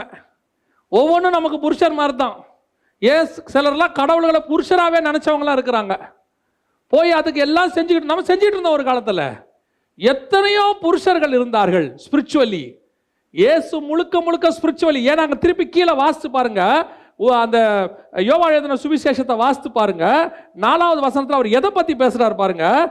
உண்மையாய் தொழுது கொள்ளுகிறவர்கள் பிதாவை, 23ஆம் வசனம், உண்மையாய் தொழுது கொள்ளுகிறவர்கள் பிதாவை ஆவியோடும் உண்மையோடும் தொழுது கொள்வார்கள். தொழுது கொள்ளும் காலம் வரும், அது இப்பொழுதே வந்திருக்கிறது அப்படின்னு சொல்லிட்டு அந்த ஸ்திரீயை பார்த்து சொல்றாரு.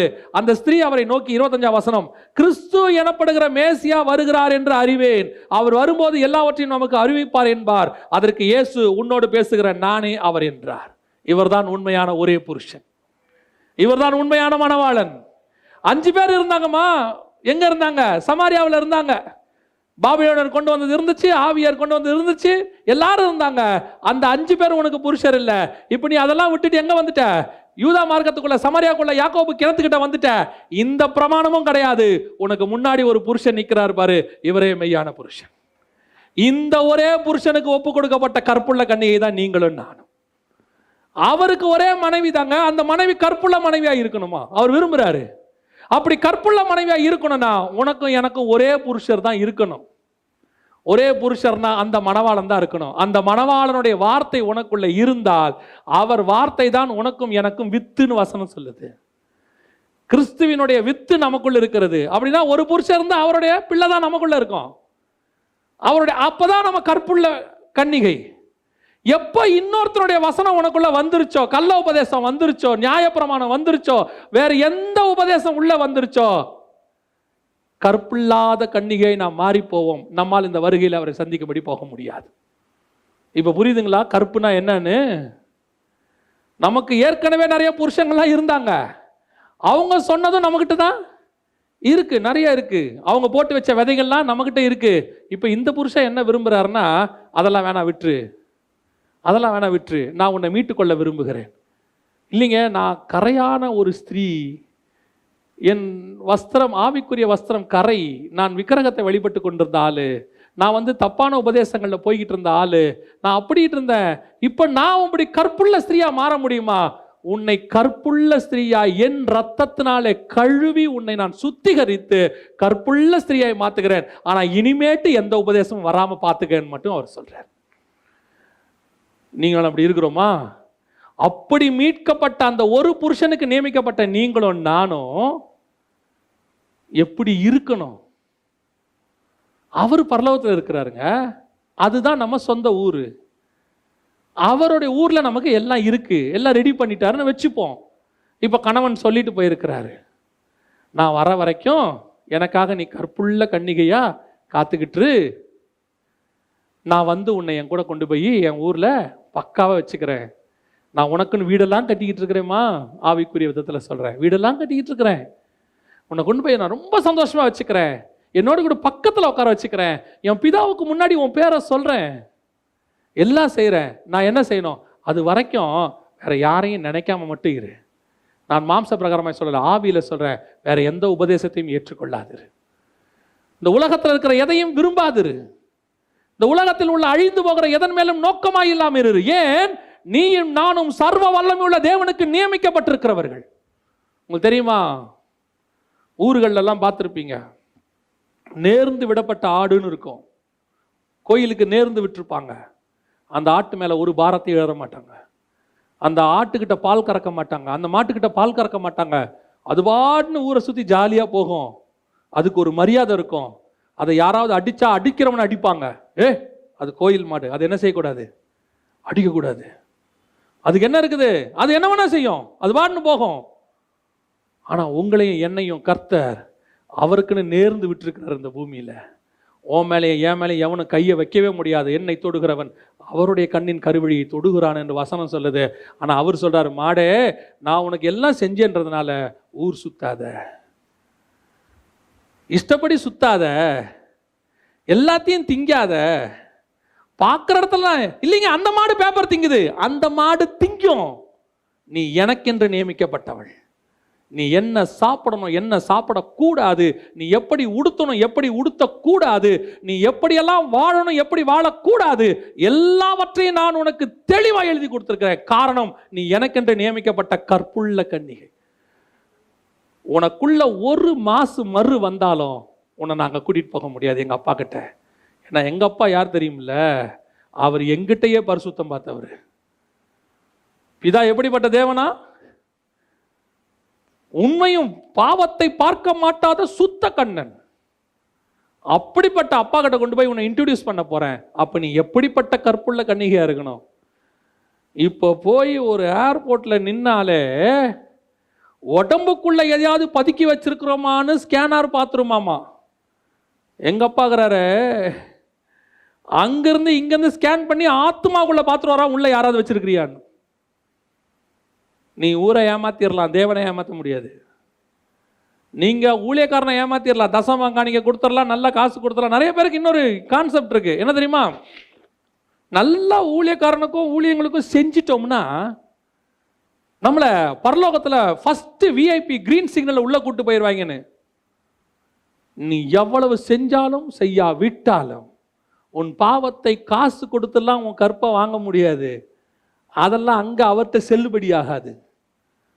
பக்க வழியாய் நுழைகிற எவனுடைய சத்தத்துக்கும் செவி சாய்க்காமல் பரலோகத்திலிருந்து விழுந்து கொண்டிருக்கிற சத்தத்துக்கு மட்டும் செவி சாய்க்கிற அந்த விருத்த சேதனம் உள்ள காதுகள் இருந்தால் மட்டுமே நீங்களும் கற்புள்ள கன்னிகை, நானும் கற்புள்ள கன்னிகை அவருக்கு முன்பாக நிற்க முடியும்.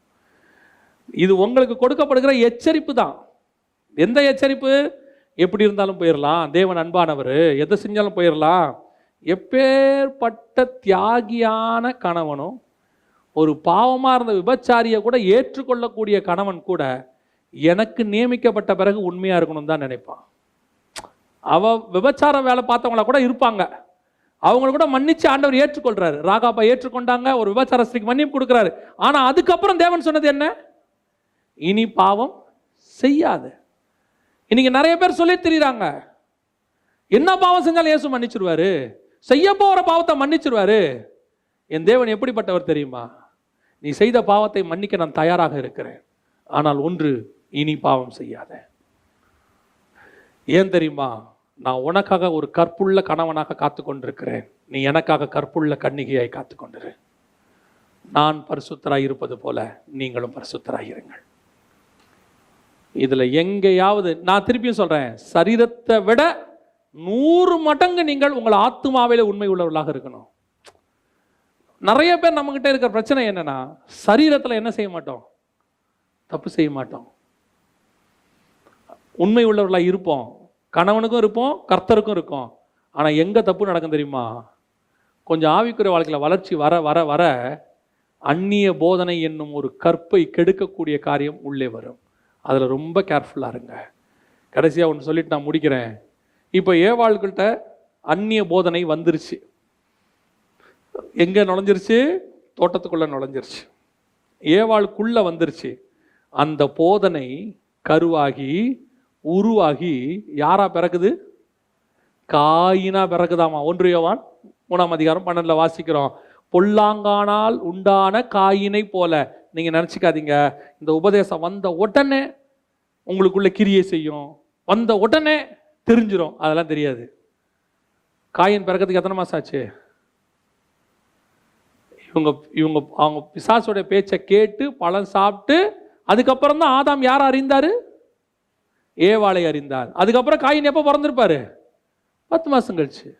அப்போ உபதேசம் உள்ளே வந்து அது குழந்தையா பிறக்கிறதுக்கு எவ்வளோ மாதம் ஆகும்?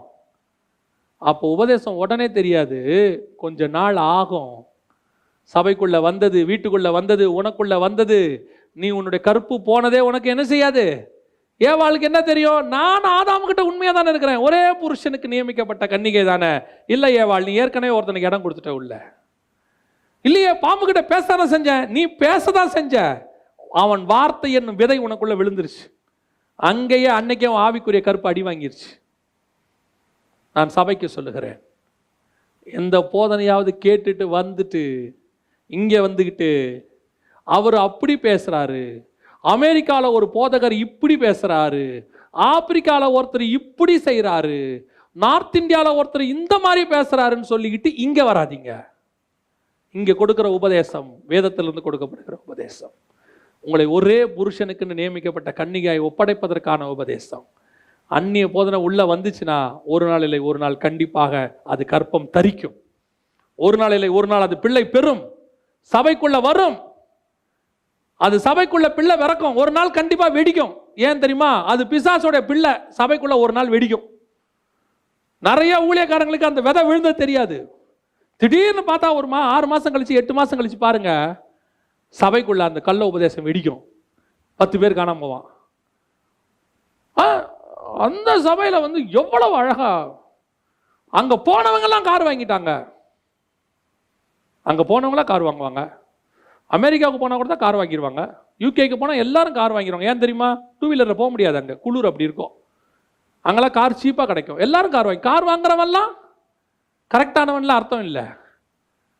என் சபைக்கு வரவெல்லாம் பரலோகத்துக்கு போவாங்கிற கான்ஃபிடென்ட் எனக்கு என்னைக்கு வருதோ அன்னைக்கு தான் அது கற்புள்ளதான சபை. சபைக்கு நீங்கள் அதுக்கு தான் வந்தீங்க. அதை மட்டும் மனசில் நல்லா வச்சுக்கொள்ளுங்க. இந்த உலகத்தின் போதனைகளுக்கு இடம் கொடுக்காதீங்க. திருப்பியும் சொல்கிறேன், உங்கள் மாம்ச இச்சைகளை, உங்களுடைய கண்களின் இச்சையை, ஜீவனத்தின் பெருமையை, மாம்சத்தின் இச்சையை சாட்டிஸ்ஃபை பண்ணுற எந்த உபதேசத்துக்கும் செவி சாய்க்காதீங்க. அதுக்கு உபதேசமே தேவையும் இல்லை, அதுக்கு சபையும் வேலை, அதுக்கு ஊழியக்காரனும் வேண்டாம். ஏன்னா அதுக்கு உலகமே போதும், அவங்களே சொல்லி கொடுத்துருவாங்க. நான் சொல்றது புரியுதா? உலகத்திலேயே பணக்காரன் எப்படின்னு சொல்லி கொடுத்துருவாங்க. இங்கே சொல்லி கொடுக்க வேண்டியது பரலோகத்துக்கு போவது எப்படிங்கிறதுக்கு தான் இது. அந்த ஒரு புருஷனுக்கு நீ கற்புள்ள கன்னிகையா இருக்கணுங்கிறது தான் இது. உனக்கு இம்மைக்குரியதை பற்றி ஒருத்தன் பேசுறான்னா அவன் தேவனால் அனுப்பப்பட்டவன் அல்ல, அது பக்க வழியாய் நுழைந்த சர்ப்பம். உன்னுடைய ஆசை இச்சைகளை தீர்ப்பதற்கென்று ஒரு உபதேசம் கொடுக்கப்படுதுன்னா அது பக்க வழியாய் நுழைந்த சர்ப்பம். உன்னுடைய ஆத்மாவுக்கு ஒரு உபதேசம் கொடுத்து உன்னை பரலோகத்துக்கு கூட்டிட்டு போகுதுன்னா அது கர்த்தரால் நியமிக்கப்பட்டதான ஊழியக்காரன் மெய்ப்பன் என்ற அர்த்தம். அவன் உன்னை ஆயத்தப்படுத்தி அந்த ஒரே புருஷனுக்கு கற்புள்ள கன்னிகையை கொண்டு போய் ஒப்படைப்பான். அல்லேலூயா. நாம ஜெபம் பண்ண போறோம். எல்லா தேவனுக்கு முன்பாக கண்களை மூடி ஆண்டவரை நோக்கி பார்க்க போகிறோம். எல்லாம் ஒப்பு கொடுத்து ஜெபம் பண்ணுவோமா? தேவனை நோக்கி பார்ப்போமா? ஒரே ஒரு நிமிஷம் ஆராய்ந்து பாருங்க. ஒரே ஒரு நிமிஷம் ஆராய்ந்து பாருங்க. ஸ்பிரிச்சுவலி நீங்க கற்புள்ளவங்களா இருக்கீங்களான்னு மட்டும் பாருங்க. உங்க உலக பிரகாரமா நான் பேசவே இல்லை. நாம எல்லாருமே தேவனுக்கு முன்பாக உண்மை உள்ளவங்க தான். ஒரே மாம்ச பிரகாரமாக ஒரு கணவன் ஒரு மனைவியோடு தான் நம்ம வாழ்க்கையை ஓட்டிட்டு இருக்கிறோம். ஒருவேளை சில நேரங்களில் உங்க சிந்தனைகளில் இந்த உலக பிரகாரமான போராட்டங்கள் வந்திருக்கலாம். அதை நீங்கள் மேற்கொள்வது எளிது. ஆவியானவர் உங்களுக்கு துணை செய்வார். ஆனா நான் சொல்லக்கூடிய கற்பு ஸ்பிரிச்சுவல் கற்பு. ஸ்பிரிச்சுவலி உங்களுக்குள் இந்த உலகத்தின் ஆசைகள், அதற்கேற்ற உபதேசங்கள், இந்த உலகத்தை ஆதாயம் பண்ணத்தக்கதாக, இந்த மாம்ச இச்சைகளை திருப்திப்படுத்தத்தக்கதான உபதேசங்கள். நான் தேவ சமூகத்திலிருந்து தைரியமாய் சொல்லுவேன், என் இயேசு கிறிஸ்துவினுடைய உபதேசத்தை மட்டும்தான் உன் ஆத்துமாவை திருப்திப்படுத்தக்கூடிய உபதேசம். என் இயேசுவால் அனுப்பப்பட்ட உண்மை உள்ள ஊழியக்காரர்கள் மட்டும்தான் உன் ஆத்மாவை திருப்திப்படுத்தக்கூடிய உபதேசத்தை கொடுக்க முடியும். என் தேவனால் அனுப்பப்படாதவன் என்பதை நீ எப்படி புரிந்து கொள்ளலாம் தெரியுமா? பக்க வழியாய் தோட்டத்துக்குள் நுழைந்த வலு சர்ப்பத்தினுடைய உபதேசம் என்பதை நீ எப்படி புரிந்து கொள்ளலாம் தெரியுமா? இந்த உலகத்துக்குரியதையும் மாம்சத்துக்குரியதையும், இந்த மாம்ச தேவைகளுக்குரியதையும், உலகத்தின் இச்சைகளுக்குரியதையும் உனக்கு ஒருத்தன் உபதேசமாய் கொடுக்கிறான் என்று சொன்னால் அவன் தேவனால் அனுப்பப்பட்டவன் அல்ல. உன்னை கற்புள்ள கன்னிகையாக ஒரு தகப்பன் தன் மகளை கொண்டு போய் அந்த கணவன் கையில ஒப்படைக்கிற வரைக்கும் எப்படி ஒரு கர்ப்ப வேதனைப்படுவானோ அதே போல எந்த ஊழியன் படுகிறானோ அவனே தேவனால் அபிஷேகம் பண்ணப்பட்ட ஊழியக்காரன். ஊழியத்தையும் விசுவாசியும் ஆதாயத்துக்காக பயன்படுத்தி அவர்கள் கையில் இருந்து ஆதாயத்தை எதிர்பார்த்து அதற்கேற்ற மாதிரி உபதேசங்களை கொடுத்து அவர்களையும் இச்சையில் தூண்டி அந்த இச்சையில் இவனும் விழுகிறவனா இருப்பானால் அவன் தேவனால் அனுப்பப்பட்டவன் அல்ல. நீ இவ்விதமாய் அவர்களை புரிந்து கொள்ளலாம். உலகம் அவர்களுக்கு பாத்திரமாய் இருக்கவில்லை. அவர்கள் ஆட்டுக்குட்டியின் தோலை போர்த்தி கொண்டு, மாட்டு தோலை போர்த்தி கொண்டு தங்களை மறிக்கவும் அவர்கள் ஒப்பு கொடுத்தார்கள். சிலர் பட்டயத்திற்கு தங்களை ஒப்பு கொடுத்தார்கள். சிலர் தங்கள் பிள்ளைகளை சாக ஒப்பு கொடுத்தார்கள். சிலர் அக்கினியை ஜெயித்தார்கள். ஏன் இவ்வளவு பாடு தெரியுமா? அவங்க இம்மைக்குரியவங்களா இருந்திருந்தாங்கன்னா இந்த பிரச்சனையெல்லாம் அவங்களுக்கு இல்லை. அவங்க மறுமைக்குரியவங்களா இருந்ததுனால தான் இந்த இம்மையில் அவ்வளோ பிரச்சனையை சந்திச்சு ஜெயிச்சாங்க. இந்த முழு வேதாகமும், குறிப்பா புதிய ஏற்பாடு முழுவதும் மறுமைக்குரியதை குறித்தே பேசுகிறது. இம்மைக்குரியது தானாய் வரும், தானாய் வரும். நீ ஆராய்ந்து பாரு.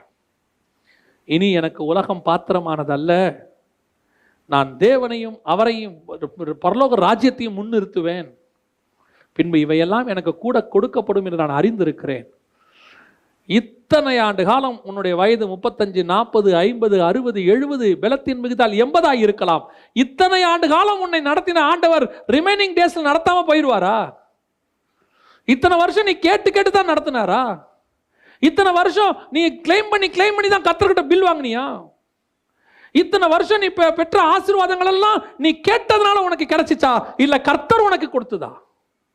நீ அவரை அறியாதிருந்த போதே உன்னை அவ்வளவு அழகாய் நடத்தி கொண்டு வந்த தேவன் அறிந்த பிறகா உன்னை கைவிட போகிறார்? உன் தாயின் கருவில நீ அவரை தெரியாத போது நீ வெறும் ஒரு சதை பிண்டமாக இருந்த காலத்திலே உன்மேல் கண் வைத்து ஆலோசனை கொடுத்து உன்னை ஜீவனோடு கூட வெளியே எடுத்து இம்மட்டும் நடத்தின தேவன் இனிமேலா உன்னை கைவிட போகிறார்? இன்னும் நீ இம்மைக்குரியதுக்காக அவரை தேடுவாயானால் உன்னை போலையும் என்னை போல பரிதபிக்கப்பட்டவன் உலகத்தில் ஒருவனும் இருக்கவே முடியாது. நாம் அவரால் ஆவியோடும் உண்மையோடும் தொழுது கொள்ளும்படி அழைக்கப்பட்டவர்கள். இந்த உலகத்தில் இருக்கக்கூடியதான எல்லா புருஷரும் நமக்கு புருஷர்கள் அல்ல. நமக்கென்று நியமிக்கப்பட்ட ஒரே புருஷன் அங்கே இருக்கிறார். ஒப்பு கொடுத்து ஜெபம் பண்ண விரும்புகிறவங்க எல்லாம் உங்களுடைய கரங்களை ஆண்டவருக்கு நேராக உயர்த்தி உண்மையாய் கர்த்தர் இன்று உங்களோடு கூட இடைப்பட்டிருப்பாரானால் மட்டும் ஆண்டவரே, நான் உமக்கென்று நியமிக்கப்பட்ட ஒரே கன்னிகையாக, நீர் எனக்கு எப்படி ஒரே புருஷனோ நான் உமக்கு ஒரே கன்னிகையாக, கற்புள்ள கன்னிகையாக, கரை திரையற்ற மனவாட்டியாக, கர்த்தருக்கென்று காத்திருக்கிற மனவாட்டியாக, வா என்று அழைக்கிற மனவாட்டியாக, ஒவ்வொரு நாளும் எதிர்பார்த்திருக்கிற மனவாட்டியாக நான் காத்திருக்க ஒப்பு கொடுக்கிறேன். ஆண்டவரே, ஒப்பு கொடுப்போமா? சர்வ வல்லமை உள்ள எங்கள் தகப்பனே, அருமையான நேரத்திற்காக உமக்கு ஸ்தோத்திரம். மகிமையுள்ள கரத்தில் எங்களை தாழ்த்துகிறோம். நீர் நியமித்த அந்த ஓட்டத்தில் நாங்கள் முடிவு வரைந்து ஓடி முடிக்க, நெருங்கி வருகிற பாவங்களை உதறி தள்ளிவிட்டு ஓட, இந்த உலகம் எங்களுக்கு பாத்திரம் அல்ல என்பதை புரிந்து கொண்ட ஆண்டவரே, பாரமான யாவற்றையும் உதறி தள்ளிவிட்டு ஓட, நாங்கள் பந்தய பொருளை பெற்றுக்கொள்ளத்தக்கதாக ஓட, எங்களுக்கு நியமிக்கப்பட்டதை வாஞ்சையாய் தொடர கர்த்தர் கிருபை பாராட்டுவீராக. எங்களுக்கு கொடுத்த சபையையும் அப்படியே கொண்டு போய் பரலோகத்தில் சேர்க்க எங்களுக்கு கிருபை பாராட்டும். மகிமையுள்ள கரத்தில் தாழ்த்துகிறோம். எங்கள் ஆண்டவர் இயேசுவின் நாமத்தில் ஒப்பு கொடுத்து ஜெபிக்கிறோம். எங்கள் ஜீவனுள்ள நல்ல பிதாவே, ஆமென்.